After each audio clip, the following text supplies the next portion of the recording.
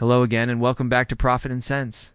Today we're diving into one of the most popular personal finance books of recent years, The Psychology of Money by Morgan Housel. It's not your typical finance book filled with complicated charts and formulas. Instead, it focuses on how our behaviors and emotions shape our financial decisions.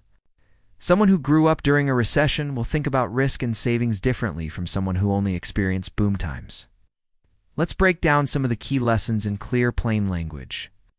One of the biggest ideas in the book is that doing well with money has little to do with how smart you are and a lot to do with how you behave. You don't need a PhD in economics to build wealth, but you do need patience, discipline, and the right mindset. People often assume money decisions are purely logical, but in reality, they're emotional. We all have unique experiences that shape how we see money. Morgan Housel argues that understanding your own money story is crucial.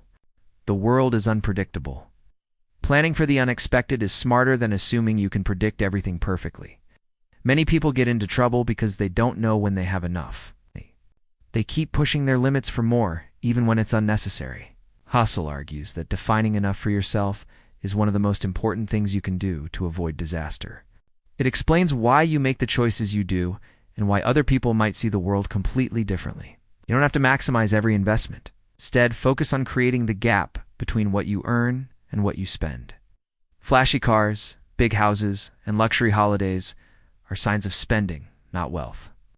But everyone has different goals, timelines, and risk tolerances. Chasing someone else's version of success can lead to bad decisions. True wealth is hidden. It's the money you've saved and invested that gives you freedom and options in the future.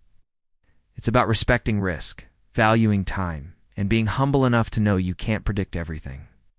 Even if you're not investing perfectly, simply saving consistently gives you options and security.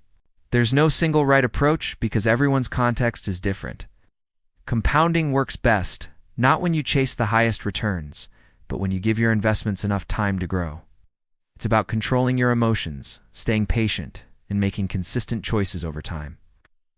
Housel says the real key isn't making brilliant short-term moves, but staying invested for decades. Another important idea is that saving is more about psychology than maths. He's rich because he's been investing for over 80 years. In investing, a small number of big winners often produce the majority of returns. The same is true in business, where a few key decisions or products might account for most of a company's success. The lesson here is super clear.